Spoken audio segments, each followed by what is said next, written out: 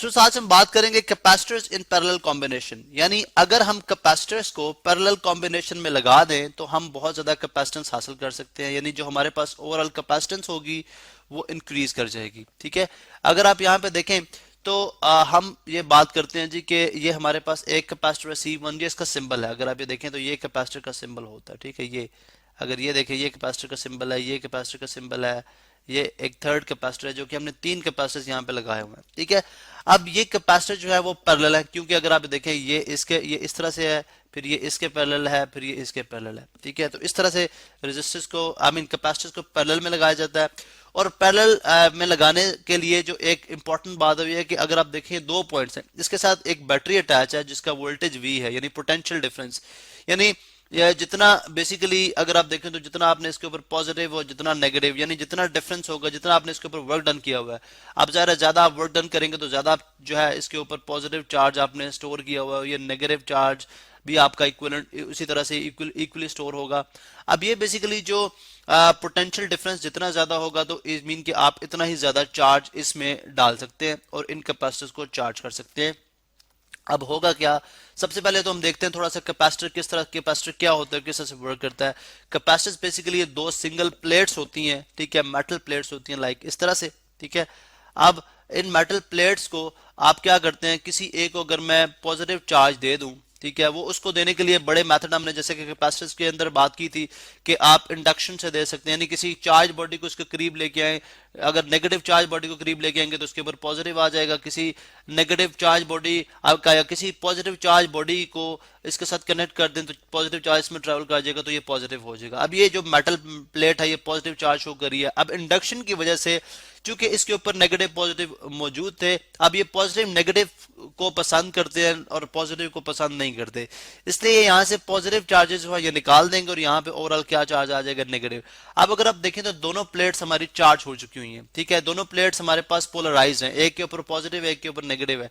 अब हम जो है एक वायर इस तरह से लगाते हैं जो कि पॉजिटिव टर्मिनल को शो करती है, और अक्सर ये जो अगर कैपेसिटर्स के अंदर भी देखा जाए तो जो आपकी आई मीन दो उसके जो लेग्स होती हैं, जो बड़ी वाली लेग होती है पॉजिटिव होती है, पॉजिटिव को शो करती है टर्मिनल को, और छोटी वाली लेग जो है वो नेगेटिव को शो करती है, लेकिन सिंबल के तौर पे हम जस्ट दोनों इक्वल लेंथ में लेते हैं। ठीक है, अब अगर आप देखें तो इनके दरमियान जो है इनका बेसिकली इलेक्ट्रिकली कोई कनेक्शन नहीं है, लेकिन सिर्फ एक इलेक्ट्रोस्टैटिक इंडक्शन की वजह से ये मतलब एक दूसरे को बेसिकली होल्ड किए हुए। यहाँ पे हमने क्या लगा दिया, इंसुलेशन लगा दी। यहाँ पे हमने क्या लगा दी, इंसुलेशन लगा दी। इंसुलेशन लगाई। अब जितना इंसुलेटर अच्छा होगा उतना ही चार्ज को एक दूसरे से अवेयर रखेगा और चार्ज जो है उसकी कैपेसिटेंस इंक्रीज करेगी। ठीक है, और जितना इनमें डिस्टेंस कम होगा उस केस में भी जाहिर है अगर डिस्टेंस कम होगा तो चार्ज पॉजिटिव चार्ज यहाँ पे जो है वो स्टेबल रहेगा, क्योंकि वो नेगेटिव चार्ज के बहुत क्लोज है और नेगेटिव चार्ज के होते हुए वो अपने आप को स्टेबल फील करता है। इसी तरह डिस्टेंस कम होगा तब भी कैपेसिटेंस जो है वो ज्यादा होगी, और इसी तरह अगर मेटल प्लेट्स का जो एरिया है अगर वो ज्यादा होगा उस केस में भी आपकी कैपेसिटेंस ज्यादा होगी। अब यहाँ पे हमने जो तीनों कैपेसिटर्स लगाए हैं, ठीक है, C1 C2 और C3, अब एक ही बैटरी के साथ कनेक्ट है, और अगर आप देखें तो पॉजिटिव टर्मिनल इसके तमाम जो कैपेसिटर्स उनके पॉजिटिव टर्मिनल हमने बैटरी के पॉजिटिव टर्मिनल के साथ कनेक्ट किए हुए हैं। लेकिन जो इंपॉर्टेंट बात है कि तीनों के तीनों कैपेसिटर दो फिक्स पॉइंट्स के दरमियान मौजूद हैं, यानी ये पॉइंट ए जो है वो लेट्स सपोज पॉजिटिव टर्मिनल के ऊपर है, ये नेगेटिव टर्मिनल के ऊपर, ये नेगेटिव के ऊपर है, तो सेम पॉजिटिव और सेम नेगेटिव मीन के सेम पोटेंशियल डिफरेंस है। अगर आप देखें तो वोल्टेज जो है वो C1 में सेम रहेगा, C2 में भी सेम रहेगा और C3 में भी सेम रहेगा, बिकॉज हमने बात की कि तीनों के तीनों कैपेसिटर सेम पॉजिटिव और नेगेटिव के दरमियान कनेक्टेड है, पहली बात। और दूसरी बात यह है कि अगर आप देखें लेट्स सपोज मैं इसको कुछ चार्ज देता हूं, यहां से अगर मैं लेफ्ट साइड से इसके अंदर कुछ चार्ज डालता हूं तो डेफिनेटली कुछ चार्ज यहाँ यानी कुछ चार्ज यहां से इधर जाएगा, कुछ चार्ज स्ट्रेट चला जाएगा और कुछ चार्ज जो है वो इधर आ जाएगा। इसका मतलब है जो टोटल चार्ज होगा मेरे पास तीनों कैपेसिटर्स में, वो तीनों कैपेसिटर्स के अंदर चार्ज, यानी इसके अंदर अगर चार्ज Q1 है, ठीक है, लेट्स सपोज इसका चार्ज Q1 है, इसका चार्ज Q2 है, ठीक है, इसका चार्ज Q3 है, ठीक है, इस तरह से अगर हम साइड पे बना देते हैं, ठीक है, ताकि कंफ्यूज ना हो। चले हम इधर लिख देते हैं, ये Q1 चार्ज है इसके पास चार्ज Q2 है, इसके पास चार्ज Q3 है, तो टोटल चार्ज किसके इक्वल आ जाएगा, Q1 प्लस Q2 और प्लस Q3।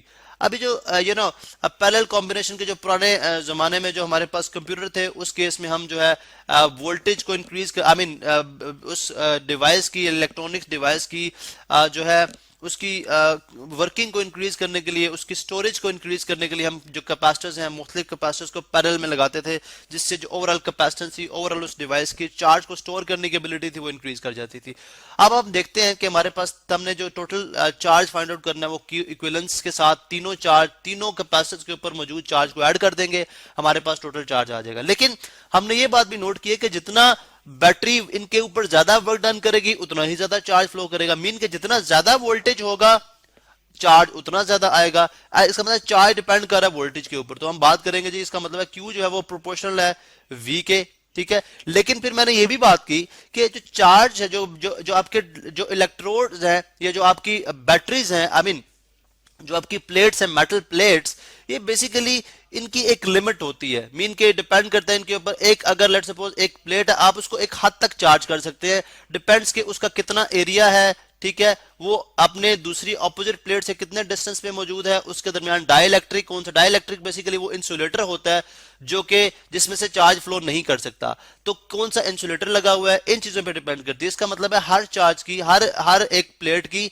मेटल प्लेट की एक एक एक जो है वो लिमिट है, जहां तक वो अपने आपको चार्ज कर सकती है, जहां तक हम उसे चार्ज कर सकते हैं।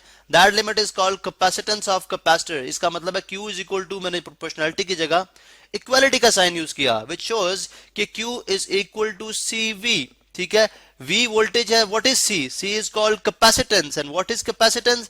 कैपेसिटेंस बेसिकली चार्ज की वो एबिलिटी है जिसके तहत वो चार्ज स्टोर कर सकता है, यानी चार्ज स्टोर करने की सलाहियत जो है वो किसी कैपेसिटर की कहलाती है जी कैपेसिटेंस, ठीक है। वो जिन चीजों पर डिपेंड करते हैं उन पे ऑलरेडी बात कर चुके हैं। इसका मतलब है कि अगर मैं इस केस में देखूं तो जो Q1 होगा, यानी चार्ज 1 होगा, वो किसके इक्वल होगा? Capacitance of capacitor 1 times voltage. Voltage तो सेम रहेगा। इसी तरह से जो चार्ज 2 होगा वो किसके इक्वल होगा? Capacitance of capacitor 2 times voltage. Charge 3 किसके इक्वल होगा? Capacitance of charge 3 times voltage, ठीक है, जो कि पोटेंशियल डिफरेंस है। इसका मतलब ये भी हुआ कि अगर मैं इन तीनों की जगह एक ही कैपेसिटर लगा दूं, तो अगर मैं Q इक्विवेलेंस निकालता हूं, ठीक है, अब ज़ाहिर तीनों की जगह एक कैपेसिटर लग गया जो कि जिसकी कैपेसिटेंस इन तीनों चार्जेस के कैपेसिटेंस के बराबर है, तो वो हो जाएगी C इक्विवेलेंस।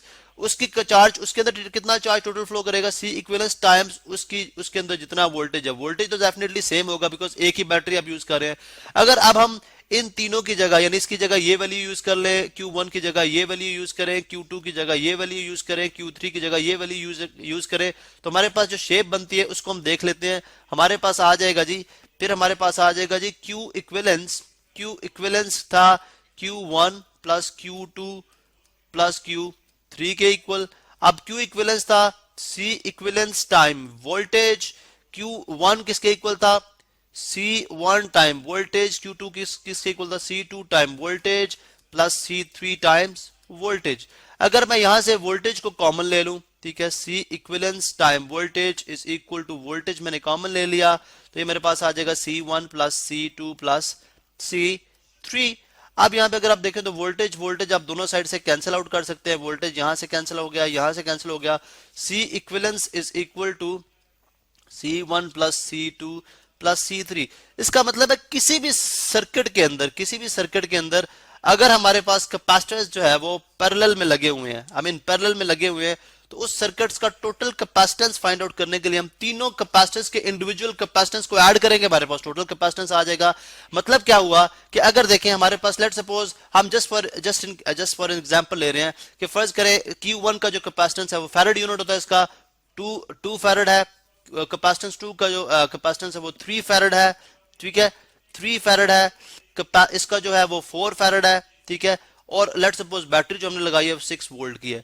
तो अगर आप देखें इसके अंदर कितना चार्ज फ्लो करेगा कैपेसिटर 1 के अंदर? 6 time 2 which is equal to 12। मैं यहां पे लिखूंगा, ठीक है, यानी कैपेसिटर 1 के अंदर कितना चार्ज ट्रेवल करेगा? 12 कूलम। कैपेसिटर 2 के अंदर कितना करेगा? 3 टाइम 6 18 कूलम, ठीक है।